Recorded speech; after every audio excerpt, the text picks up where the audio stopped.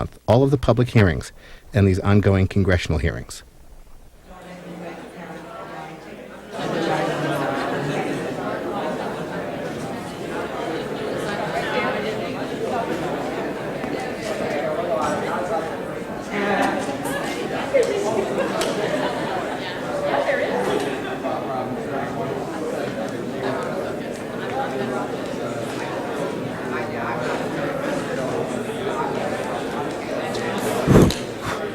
Huh.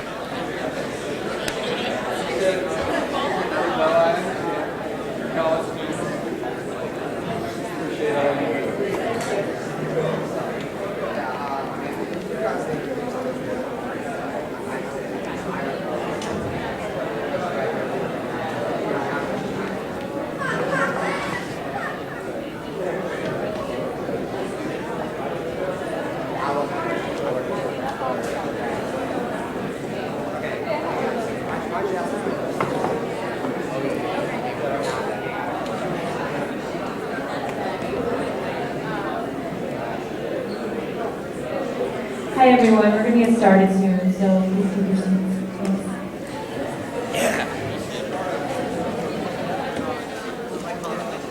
I gotta say, I love anything. I'm not gonna say that. Not right next to the mic.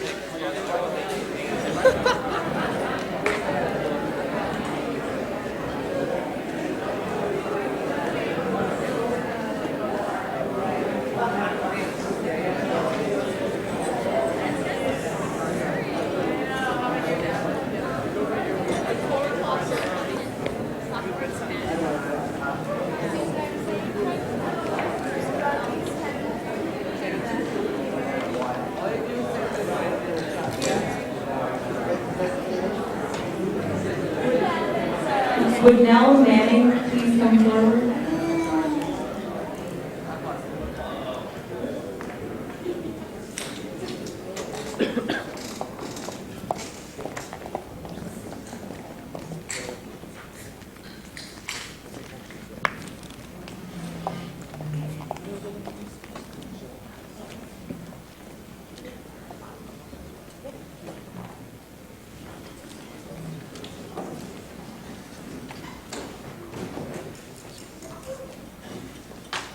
Good afternoon, everyone. Young Americans Foundation is committed to ensuring that increasing numbers of young Americans understand and are inspired by the ideas of individual freedom, a strong national defense, free enterprise, and traditional values. As the principal outreach organization of the conservative movement, the Foundation introduces thousands of American youth to those principles. We accomplish our mission by providing essential conferences, seminars, educational materials, internships, and speakers to young people across the country. Young America's Foundation stepped in to save President Reagan's Western White House, the Reagan Ranch, in the spring of 1998, to preserve it as a living monument to Reagan's legacy and to make it the centerpiece of the Presidential Leadership Program. President Reagan has always committed himself to reaching young people with his ideas, a goal that is also central to the Foundation's mission. Preserving the ranch and passing on the President's legacy is Young America's Foundation's way of thanking Ronald Reagan for all he has done for his country and the world. His beloved ranch will become a place of learning, a place of encouragement, and a place of inspiration for generations to come.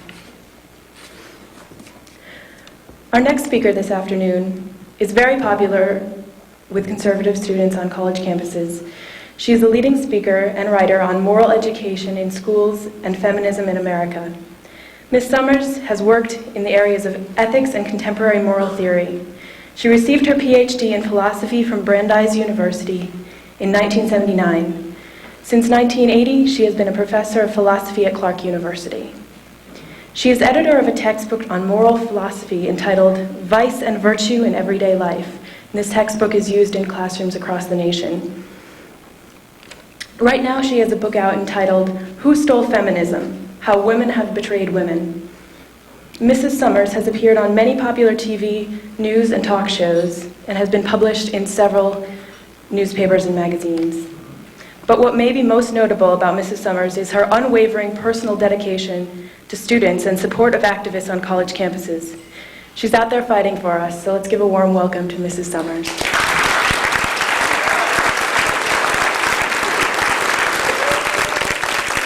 you. I am Christina Hoff Sommers from the American Enterprise Institute, and I'm very pleased to be here today. I'm a great fan of the Young Americans Foundation. On many campuses, it's the only thing between really a complete blackout on conservative or moderate libertarian ideas, and it's providing indispensable service to students everywhere. Today, I'm going to talk about sex, lies, and the vagina monologues, but I want to begin my speech with a small warning. And I'm serious, especially to the C-SPAN watchers. The following speech contains adult language and themes and is intended for mature audiences only. Listener discretion is advised, strongly advised. Several years ago, a radical feminist philosopher visited Massachusetts Institute of Technology, and she gave a lecture attacking what she called male science. Now, this theorist confidently explained that science was part of a discredited, oppressive, patriarchal, male bourgeois legacy. It was tainted to the core by sexism, classism, elitism. Women, she concluded, must reinvent knowledge. Now, there was a very well-respected philosopher of science in the audience, and I later asked him what he thought of it. And he looked sort of pained and shook his head, and I said, "Did you raise any objections in the question and answer period?" And he just said, "No, I was just hoping it would all go away." That's exactly how I felt when I saw the award-winning off-Broadway play, The Vagina Monologues. I saw it in New York City a few years ago. I didn't want to argue with anyone. I didn't want to raise objections. I just wanted it to go away. But whereas my British colleague has more or less had his wish, the feminist attack on science has faded away, my wish certainly has not been granted. Far from going away, the Vagina Monologues, written by Eve Ensler, has become a worldwide phenomenon. It is now enjoying unprecedented success on college campuses everywhere. In 2004, there were more than 500 campuses involved in celebrating what she calls V-Day. The play is the centerpiece of this zealous new campaign to replace Valentine's Day with V-Day. Now, Valentine's Day, of course, is a romantic a holiday on the gentle theme of love and romance between men and women. V stands for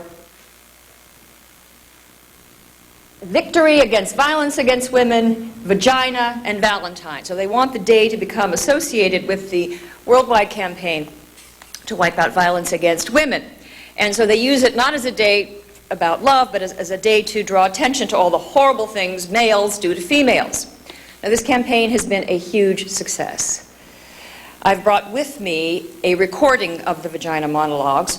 What you are about to hear is Ensler, the playwright, introducing the play and talking about its impact. Now, the segment lasts for less than a minute, but it gives you a good sense of Eve Ensler's mindset, her sensibility, her sense of humor. Here she is in this segment offering a list of what she considers to be just remarkable, wonderful results of her play. She calls them vagina occurrences. Play the tape, please. Vagina occurrences. Glenn Close gets 2,500 people to stand and chant the word cunt. Tova Feldmanstern was denied the right to direct the Vagina Monologues at her all-girls progressive high school, so she directs it independently. A woman rabbi sends me a hamantash and describes its vaginal meanings. There is now a cunt workshop at Wesleyan University. A woman brings her uterus to the theater to have me sign it. A young man makes and serves me a vagina salad for dinner with his parents in Atlanta, Georgia. Bean sprouts are pubic hair. I'll stop there with the vagina salad. I don't even want to know what the dressing was supposed to be. Sorry. No. Before I continue, I want to say why I find this play to be so bad. But before I say that, and why this angry crusade is dangerous and depressing, I want to acknowledge that the Vagina Monologues has made one valuable contribution to society. Eve Ensler has used this play to raise millions of dollars towards the cause of fighting violence against women, both in the United States and throughout the world. Nothing I say here today should be taken as a criticism of her humanitarian work, which is vitally needed and entirely admirable. But I'm not here to talk about the philanthropy. I'm not here to talk about the good works of the author. I'm here to talk about the play and about the merits of this play and about the mindset of thousands and thousands of college women who take it seriously. Just because V-Day raises funds for good causes does not exempt it from criticism. I mean, Louis Farrakhan, leader of the separatist and anti-Semitic Nation of Islam, he's raised money for worthy causes. But that doesn't mean that his crusade is above criticism. Neither is Ensler and her crusade, or her army of followers, as she calls them. Now, the play itself consists of, well, actually, what she did was she distilled from more than 200 interviews she held with women on the subject of their vagina. She interviewed them, and then she created this play. At the off-Broadway production that I attended, the theater and the concession stand sold lollipops and cookies in the shape of women's, we'll take a wild guess. The young man who took me to my seat said, "Hi, I'm Vagina Bob." And, or no, I'm sorry, he was Vagina Larry. Bob is someone else. We'll get to him.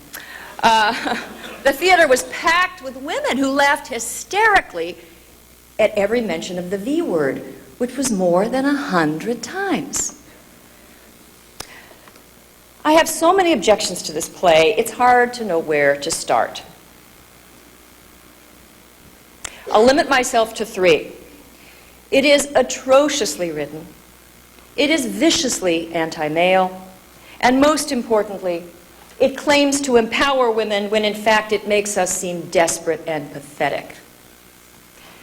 First, a few words about the writing. Ensler begins each monologue with a description of themes she wishes to develop. Now, here she is, for example, introducing a montage of voices on the theme of that time of the month. I interviewed many women about menstruation. There was a choral thing that began to occur, a kind of wild collective song. Women echoed each other. I let the voices bleed into one another. I got lost in the bleeding. Should I read it again? No. Not the subtlest of metaphors. Okay. Another monologue concerns a woman who says she discovered her true self when she looked at her vagina in the mirror during a vagina workshop. Here are some excerpts. And this is in the play. If you go to see it, you can hear this acted out. My vagina amazed me. I couldn't speak when it came my turn in the workshop. I was speechless. I had awakened to what women who ran the workshop called vaginal wonder. It was better than the Grand Canyon, ancient and full of grace. It made me laugh. It was the morning. The woman who ran the workshop told me my clitoris was not something I could lose. It was me, the essence of me. It was both the doorbell to my house and the house itself. I didn't have to find it. I had to be it. Be it. Be my clitoris. Oh, and my personal favorite. My vagina is a shell, a tulip, a destiny. I am arriving as I am beginning to leave. My vagina, me. Now, world literature abounds with exquisite passages describing female sexual rapture. There are dazzling verses of the 6th century poetess Sappho to Molly's soliloquy at the end of the final passage in James Joyce's Ulysses. In my humble opinion, my vagina is a shell, a tulip, a destiny. It doesn't qualify as one of them.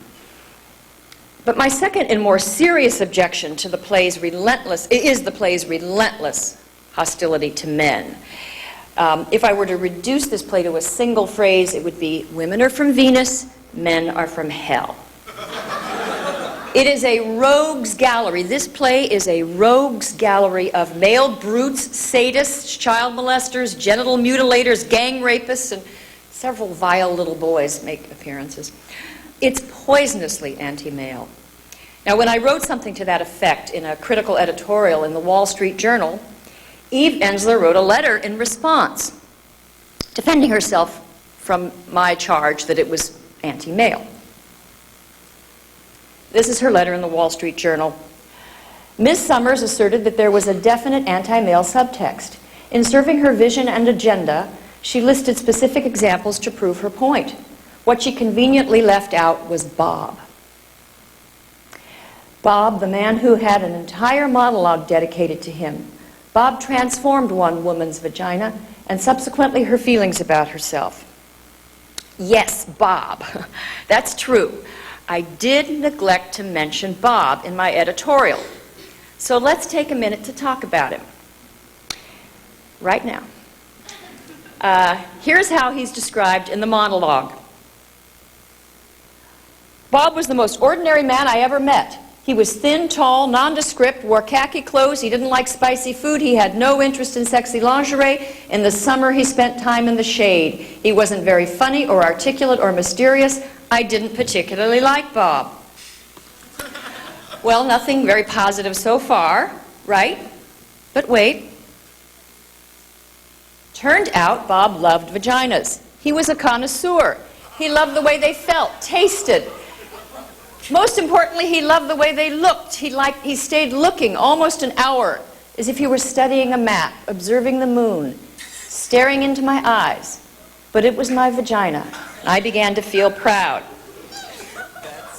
Now, this is the man that Ensler accuses me of conveniently leaving out. The one that proves that she's not male-phobic. Bob, the rarest of heroes, redeemer of his gender. So I guess, if I understand correctly, this is Ensler's message. It's only most men who are brutal, cruel, insensitive, aggressive, and stupid. Every so often, if you're really, really lucky, you may come across a boring, humorless, unattractive man who likes to stare at vaginas for hours on end. Now, unless you count this creepy segment about Bob, the only romantic scene in the play takes place between a 24-year-old woman and a young girl. In the original version of this play, she was 13. Now she's become 16. The woman invites the young girl into her car, takes her to her house, plies her with vodka, and seduces her. Now, this might seem like a scene from a public service kidnapping prevention video shown to school children, but in Ensler's play, it's a love story. Which brings me to another point. Ensler does not shy away from including very young children in her obsession. She says on page 103, I asked a 6-year-old girl, what does your vagina smell like? And what is special about your vagina? To the second question, the little girl replied, somewhere deep inside, I know it has a really smart brain. Ensler reported this. It's somewhat suspect. I find it hard to imagine a first grader talking about things somewhere deep inside, but one also finds it hard to believe that the girl's parents would allow their 6-year-old daughter to be interrogated about her intimate anatomy. Imagine a male counterpart to this story, a middle-aged man asking 6-year-old boys what was special about their penises. He would likely find himself on the local sex offender registry. But perhaps the most appalling and insulting aspect of the V-Day phenomenon is the way it demeans and weakens women, even as it claims to empower us. Empower. That's the buzzword for this play. You cannot read an interview about the monologues. You can't read an article without hearing about how terrifically empowering it is. And Hollywood actresses seem to be exceptionally carried away with this idea.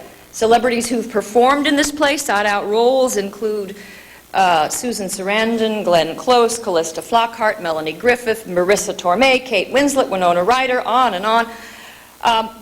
A nearly hysterical Glenn Close told the New York Times, Eve has given us back our souls. You don't just hook up with Eve, you become part of her crusade. There's a core of us who are Eve's army. After Jane Fonda performed in the play, she described it as, quote, one of the most memorable and empowering experiences of my life. Now, many college girls also claim that for them this play was inspiring and, yes, empowering. And shouldn't we take them at their word? Yes, we should. And that should scare us to death. The publisher of the Vagina Monologue says that it has become the Bible of a new generation of young women. The Bible of a new generation of young women. Hundreds of colleges throughout the country now host V-Day celebrations every year on or around Valentine's Day, as I mentioned before. At Brown University, it is celebrated as if it were a religious holiday. Festivities include vulva puppet shows and workshops, Sex for One seminars, along with countless performances of the monologues to sold-out, ecstatic crowds. Wesleyan hosted four-letter words starting with C, ending with T, that's not coat. Coat workshops. Penn State had a C-word fest, as she said. The latest published edition of the monologues includes letters from students describing V-Day. Mary from Michigan State University described how, when she was rehearsing for the play, there was a history conference in the next room. I think they were a little shocked to hear Krista screaming, C-word, C-word, say it, C-word, C-word. And when I did the triple surprise orgasm moan, well, let's just say they heard that loud and clear. Here is Tyler from Cornell University. I loved how I felt being part of a movement that empowers women. Because of the college initiative, I said vagina at least a dozen times a day. Thank you, Eve. Now, I hope you will join me in asking, what exactly is it about this play that makes it empowering? Is it the freedom to obsess over one's anatomy, the freedom to say the V word and the C word over and over and over again? This is ludicrous. Men didn't become powerful in the world by gathering in stadiums shouting out vulgar four-letter words. I mean, let's face it.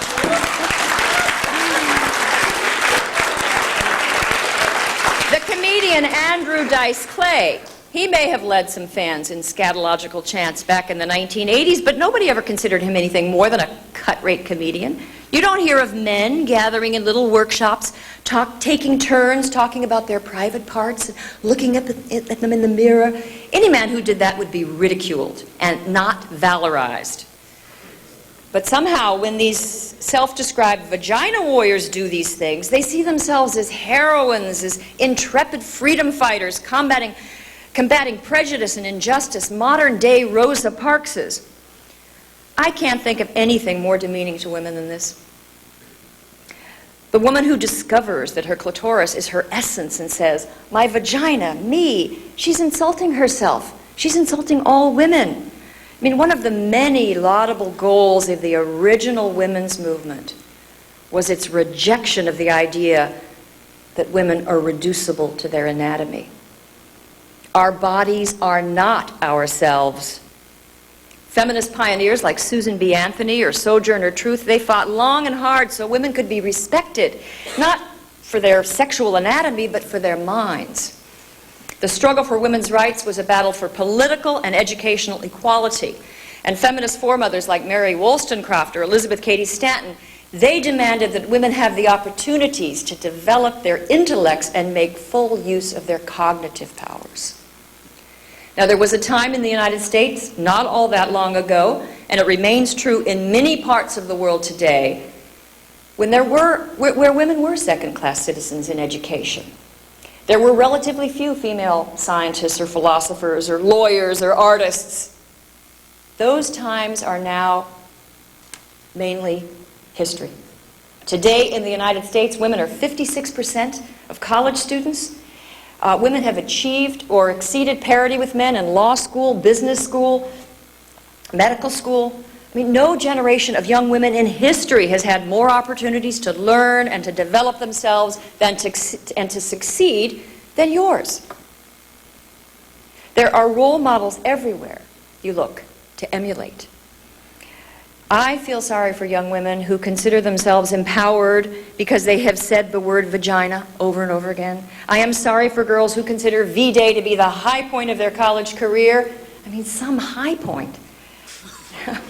College is the one period in your life when you can immerse yourself in works of transcendent genius. It's a time to develop yourself by studying biology or astronomy or economics or learning Latin or history of philosophy. If you want to see genuine female empowerment, look at some of the Nobel laureates such as Barbara McClintock or Rita Levi-Montalcini. Or to mention my personal favorites, look at the astonishing achievements of two of the greatest field biologists of the 20th century, Diane Fossey and Jane Goodall. Jane Goodall provides it's very instructive contrast to Eve Ensler and her work. Goodall radically transformed the field of primatology. She took a very personal, some say feminine, conventionally feminine approach to the chimpanzees she studied. She was the first to give them individual names instead of referring to them by numbers. And for this, she was accused of sentimentalizing and anthropomorphizing her and using her feminine sensibility. But she persevered. And in the process, she revolutionized the field of primatology and ethology, the study of animal behavior. It was Goodall who discovered that chimpanzees use tools, they hunt for meat, they engage in intensely complicated emotional relationships. It was Goodall who pioneered the study of chimpanzee societies in the wild and the intricate hierarchies and social maneuvering that occurs. Now that is empowerment. Becoming so passionate, so devoted to your field of study that you overcome prejudice, orthodoxy, dogmatism, and succeed in transforming the way people approach your subject. That is empowering. Empowerment is not staring at your vagina in the mirror and weeping or exulting. It's writing a great essay or running a marathon or starting a successful business or being a great mother. It's becoming an innovative scientist or mathematician. And college is precisely the environment where this kind of genuine empowerment takes root. College is a time to read the great works of humankind, to study the great high culture of humanity. That will fortify you for life. That will enrich you and help you find your way in the world. For too many students, V-Day has become a serious distraction. It's devouring a year or more of some women's college careers. It can be a mania, a self-righteous obsession, and I don't think I'm overreacting. Just read those frenzied letters from young women at the end of the second edition of the Vagina Monologues. That focus has the potential to set back the true advancement and empowerment of women for many years to come. So what can we do? Sadly, Glenn Close is right. Ensler has an army. And if your campus is typical, that army is gaining recruits all the time. So I urge you to write op-eds and organize events that celebrate the real heroism of women, genuine female accomplishments. And for heaven's sakes, don't let Eve's army hijack Valentine's Day. That's a day that celebrates romance and civility between two people who love each other. Ensler and her minions say, "We proclaim Valentine's Day is V-Day until the violence against women ends, and it will be so until violence against women stops." That's insane. Should we refrain from celebrating Thanksgiving until every hungry person around the world is fed? Should we hold back from Christmas until every child has a present? Or should we transform Mother's Day into Mommy Dearest Day, an occasion to raise awareness about child abuse? Recognizing that deep problems exist and doing everything we can to alleviate them, that's laudable. And again, Ensler deserves praise for her efforts on this front. But bullying a nation into giving up one of its most charming and hopeful holidays does nothing to help women. It's divisive. It's an alienating cause. It is sheer demagoguery, and we should do what we can to stand up to it. So next Valentine's Day, buy your girlfriend or boyfriend some flowers or candy or a sweet card, see a movie, take them out to a romantic dinner, respect each other, have fun. If you are between boyfriends and girlfriends on Valentine's Day, then you can celebrate love anyway. Get together with some friends and watch a romantic movie, Philadelphia Story, Casablanca, Shakespeare in Love. And one final word of advice, stay away from Bob. Thank you.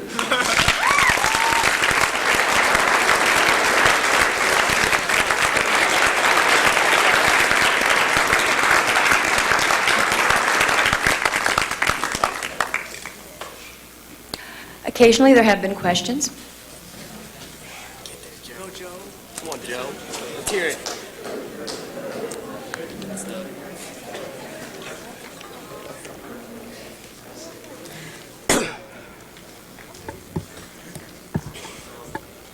I'm Joe Calandra from Virginia Wesleyan. My question to you is, how can we respond as men on our campuses that are chairmen of college Republicans and different other conservative organizations when women explain to us that it's, quote, their body, their choice, and that we have no right to tell them what to do with their bodies? And even when we have women in our clubs who agree with us that being pro-life is right and that these monologues are horrible things and that they demean women, how do we as men respond to their charges when they call us sexist and things like that? It's not easy. To confront the V warriors, they are very self-righteous and carried away. What I've discovered is a lot of the campus feminists believe a body of egregiously false information, misinformation, if you will, a lot of false statistics. My first book, Who Stole Feminism, was disputing a lot of erroneous claims about how oppressed women are in America. But it makes it very difficult for men because you have essentially zealots on your campus. So I would urge you, though, to just keep two things in mind. Just use sense of humor, helps. And also to acknowledge the legitimacy of the cause. If they are donating the funds for a good cause, concede completely that that is something worthy. Because very often that's how they will try to put their V-Day antics above criticism by saying, but we're giving the money to a local shelter. So I think you have to be careful to make a distinction. And if you do that, it might work. I just hope that more students find creative, innovative ways. Some campuses, they practice guerrilla warfare. And whenever, you know, for example, in Harvard Yard, they were the crew team, I think, put up a kind of monument to male anatomy. And the feminists in women's studies lecturer was outraged, thought it was a form of hate speech. Was, you know, they literally went insane. So you could bait them a little bit too. Thank you. Like at my school where they dress our statue of John Wesley, founder of the Methodist Church, in drag to celebrate Gay Day, things like that. So it's a hard fight. Yeah, well. Thank you.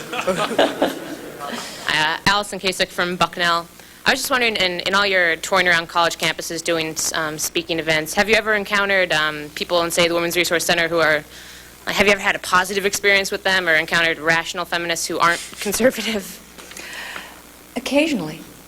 No, not often. Had a fairly good experience at Brown University, where I thought it was going to be, you know, going into the very den of the lionesses, and they were reasonable. Again, it may have been just maybe the hardliners didn't come that night, because I've been at other schools where when I finish, people stand up and read statements and organize walkouts and caucus madly as I'm talking. And at Bryn Mawr, it was at Haverford, and a lot of young women came over from Bryn Mawr, and they were knitting angrily the whole time I talked, and then got up and marched out. So it's hard to know how to argue in those circumstances. But overall, I've had a mixed reaction, and usually better than I expected. Thanks. Hi, I'm Michelle Lander from George Mason, and I actually took a women's studies class. I didn't know what I was getting myself into this past semester. And, well, we had the Women's March back in April, and all my class went, except for like a couple people, and since I'm pro-life, definitely did not want to advocate for that. So how do you think women that want to be involved in the feminist movement or the women's movement, but aren't pro-choice but are pro-life, that want to be conservative, how do we get involved in You have to demand a place at the table. They are very elitist, the campus feminists, and they're exclusionary, and you have been marginalized, to use their favorite word. You're a non-person. There's an unwritten rule that only women from the cultural left have the right to go to the Women's Center and interpret the lives of women. In women's studies departments, you will, I want to say never. You'll never find a conservative professor. So I think that what you have to do is begin to demand some representation for your side.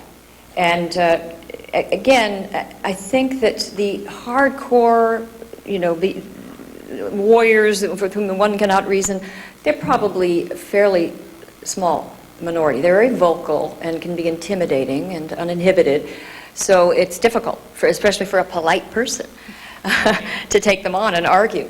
But I think that we have to take them on and demand a place at the table. And David Horowitz has organized a Students' Bill of Rights. And if you look at his website, which is frontpage.com, I'm thinking. It's the Center for the Study of Culture in Los Angeles. David Horowitz is organizing a campaign to bring some parity between conservatives and liberals on campus. Okay, thank you. Thank you. Hi, I'm Vagina Eric from St. John's University.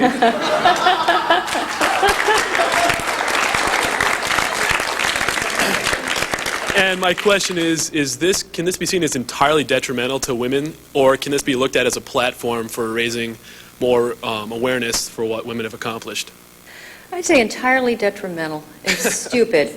I mean, I would like to find a silver lining, but I went to the play open-minded. I thought I'll be irritated by the politics, but she's probably very witty, and maybe it's good to see a female stand-up comedian who, it was just pathetic. So I think that it combines this bitterness, this misandry, that we have misogyny, men hating women. Well, we have misandry. She's a woman who hates men, or appears in this play to hate men. Maybe she doesn't personally hate men, but she would appear to hate men.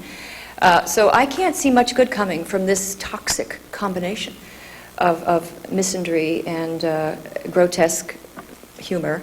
And the fact that she can't write, that may seem like a small point, but as a college professor, it just upsets me that students who will not have a lot of time in their lives to read good literature, that they would waste a minute of their time, a second of their time reading something so banal. So the answer to your question, it's subtle and nuanced? No. I think the play is worthless. Thank you. Thank you very much.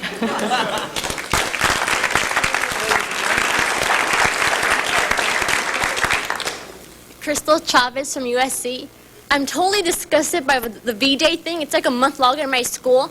And they have vaginas chased out of soap bars, and they go, smell my vagina. When I'm passing by the third table, I'm like, no.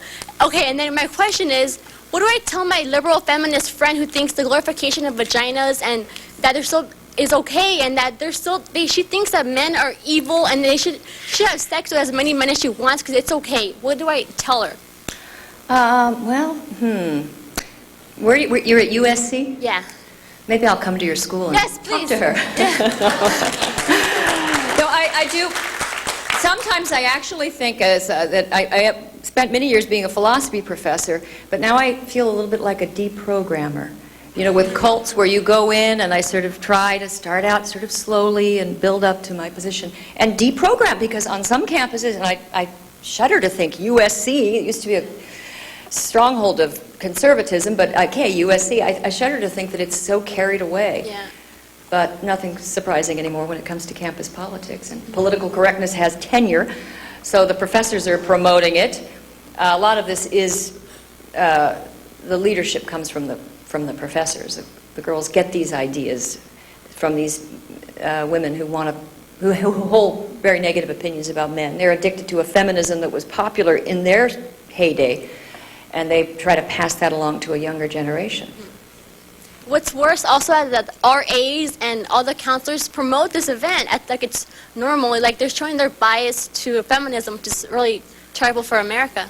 Well, I hope you all are listening. She's at USC, and how it's not just a day, it's become an entire month, and they're more and more confrontational and vulgar and aggressive.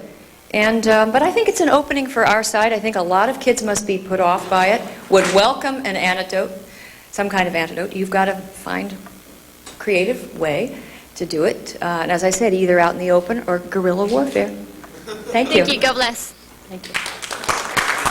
And by the way, if you have wonderfully horrible V-Day stories, please send them to me. I'm writing an article about it to Sommers22@AOL.com, and let me hear your stories. Yes? Hi, I'm Chris from Vanderbilt. Now, my question is, how do you think these radical feminists who celebrate V-Day and say that their vagina is who they are, how do they reconcile it with not wanting to be viewed as a sex object by men? I mean, how do you think they make that? Oh, there's a tortured logic there, which is that, for example, why do they want to use the C word, the four-letter word? They liken it to the way that gay people use queer. They want to liberate the language from their oppressor. They want to take it back, reclaim it. So they have a lot. So the women pretending to be so oppressed that they have to reclaim the language from their oppressor, which is American men. And so they're running around using this. So it all comes out of an identity of victim. I mean, it's a victimology that's simply out of control. And so they're, in the way you sometimes hear in ethnic groups, they'll use African Americans will use the N-word or something. It's ironic, and it's a way to take back power from those who had the ability to name you. So that's the thinking behind it. Hi, my name's AJ. I go to George Mason University. One of the arguments I've been up against when I'm trying to debate for pro-life and against abortion is that there were a lot of forced sterilizations here in the United States, and it's a really hard argument for me to argue, and also just because I am a guy, it's harder to just to tell women what to do with their bodies. I just wish I could brainwash them, but that's not cool. I want to know about forced sterilizations. I haven't done very much research on it, but I want to know if it's true, and what's another good argument I could use. I don't know that much about forced sterilizations. But false? I will tell you, as a philosophy professor, I do know about argument, and I think that you can argue about the right to life and choice without telling a woman what to do. There are many women who are pro-life, and they don't see themselves as bossing themselves around. They're using reason to defend a position. So I think that it's a lot of it is a matter of tone, and on the campus is try to maintain a certain level of civility, even when they don't. And I think you might get somewhere. You're at George Mason? Yeah. With regards to forced sterilizations here in the United States, I'm kind of just thinking like sort of what happened in Germany with the Nazis. I saw something about it at the Holocaust Museum, and I was told by a few people at George Mason that the same sort of thing happened here in the United States, forced sterilization to women. And I really don't know about that, and that was just, it shocked me. And I thought if you knew something about that, I'd like to. No, I'm not aware of it. I can't say anything about that, but next. Hi, my name's Catherine, and I go to University of Denver.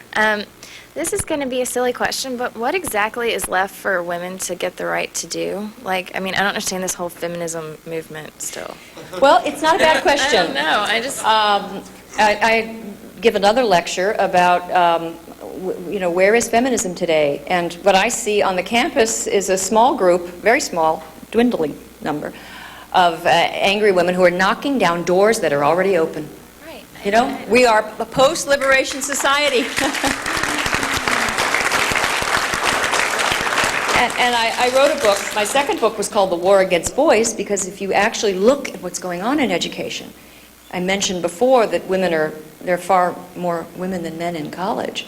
At every stage of education, girls are stronger students. With very few exceptions, the average 17-year-old girl now has writing skills 3 years ahead of the average the average 17-year-old boy. He writes like a 14-year-old compared to her. Where is all the intervention? Where's the help? Where's the hysteria around helping boys? It's not there, because they have been put on some back burner. The feminists sort of dominate the agenda in education. So what I see is there are a lot of areas where, well, what I really believe is that we should come together as human beings and fight for creating the best society we can. We are a society that has been divided along race. If these hardline feminists like Eve Ensler, if they get their way, and some of the characters and personalities on your campuses, if they get their way, we will be a society divided along the lines of gender. That's why they don't like Valentine's Day. We get together, we enjoy each other. They want to wipe it out. Next question, thank you. I'm Demaris Thompson. I'm from the University of Dallas. Would you agree that groups such as Planned Parenthood, which would vote against regulations by the government of abortion clinics, just to get them up to the same standards as a hospital, do you think that by voting against those kind of things and, the women's right to know, isn't that really not empowering women? Isn't that saying that they can't handle the truth? And Absolutely.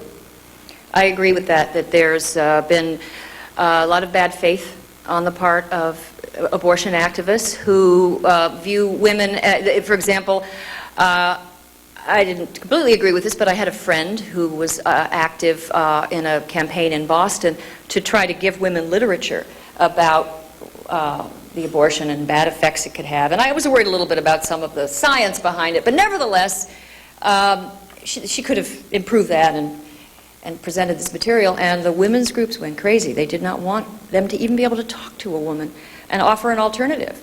And this group near Clark University, where I lived, offered alternatives. They would offer even a home for the baby and to take care of the mother. And the feminists did not want the woman to even know about this. Now, again, I wonder, how does that empower a woman not to know your options? Thank you. David Stone, Oldham University. It seems to me these radical feminists have a victim mentality, much like blacks crying for reparations for something that happened 150 years in the past. And my question is, in the past it was not equal for women, but it is now. Why can't these radical feminists just get over it and move on with their lives? Well, for one thing, as I said before, many of them have tenure. The V-Day phenomenon is alive and well on the campus. It's already become passé. I don't think they're going to be filling up Madison Square Garden with actresses again. Maybe they will, but I doubt it. I think it's now in the campus, and I think it's kept alive by these women in the university professors for whom it provides a Bible, a worldview, a sacred catechism. And so they use it, and they school girls in this V-Day philosophy, which is exactly what you say, all victims all the time. Women are from Venus, men are from hell. Again, that's the philosophy. And they reinforce it with specious statistics, studies which were never published. And again, what I've tried to do over and over again in my research is find the best scholarship that I can on any topic about the status of women in America. How are women really oppressed? And what I find over and over again is that it's a mix. You cannot say American women are oppressed, American women are doing worse than men. If you are totally objective, what you find is that it's a complicated mix. In some areas, men are doing better. In some ways, women are doing better. Overall, almost everyone is faring quite well. But the hardcore left on the campus doesn't want to hear good news about anybody. Thank you. Thank you. Hi, I'm Rosie Miller. I'm going to be a freshman at the University of Miami in the fall. I had no desire to ever see that monologue, and even after seeing that, even less desire. But would you say that if it came to the campus, should we see it just so that we can knowledgeably talk out against it, or just avoid it altogether? Because you can't really make a point if you've never really experienced it. It is an experience, just to sit through it. I would see it, and then, as I said, point out some of the fallacies and the assumptions, questionable assumptions, and try to reason and maybe use some humor. And I'm just hoping it'll go away eventually. Hi, Luke Keller with St. John's University of Minnesota. I was wondering what your thought on Title IX was. Well, I think that it's been, it was one of these things that was a good idea, and then the hardliners came in and used it to be very destructive. This was the demand that women and men get equal share of resources, publicly dispersed resources for sports. But it turns out that far more males than females go out for sports. So in order to achieve parity, what do? You work as hard as you can to recruit young women, but there's a limit to how many of them that will play professional, play sports in college or high school. You can get little kids to do anything, but with girls, you really have to push hard for a long time to get parity with men. And so what they've done is to achieve equality, they've cut back on men's sports. So in many schools, they've gotten rid of the wrestling team or the diving team, or cut back on other sports. They don't cut back on the sports that produce money, because everybody needs the money, including the females. Very often the men's sports help pay for their sports. So I think that this, and I will say one more thing about Title IX that I wonder, and I've asked many feminists and I've never heard a good answer. Title IX really demands parity in educational resources. Why is it only sports? If you look at almost every other area in schools, you find far more girls than boys taking advanced placement classes, more girls than boys working on school newspapers, more girls than boys in honor societies, French club. The girls are more likely to work on the newspaper and so forth, more girls than boys. Girls getting better grades. Girls are just having a more positive experience. Now, feminists look at the one area where boys have a slight advantage. Well, there are a few areas, but the biggest advantage is in sports. And they go after that with a vengeance. That's discrimination. All the other areas where females are ahead, that's empowerment. So I simply ask for consistency. But consistency and logic have never been the strong card of hard-edged, hard-line feminists. So it's always a battle. Thank you.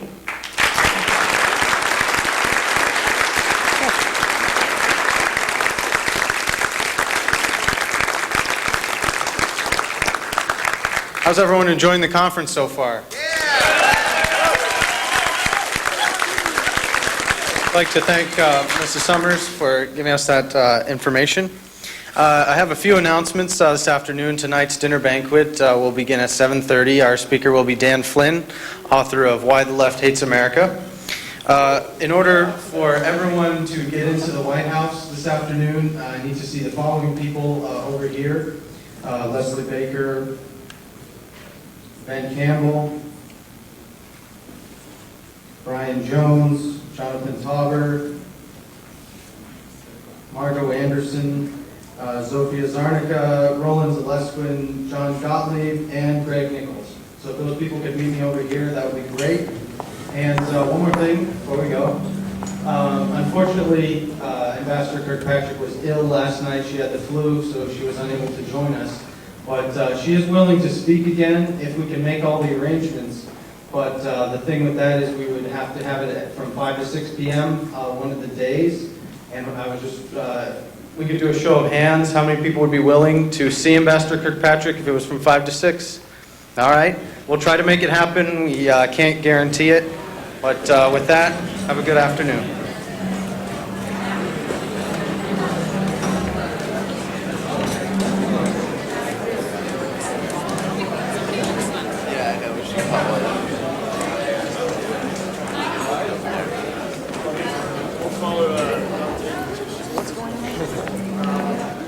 About a dozen hearings are scheduled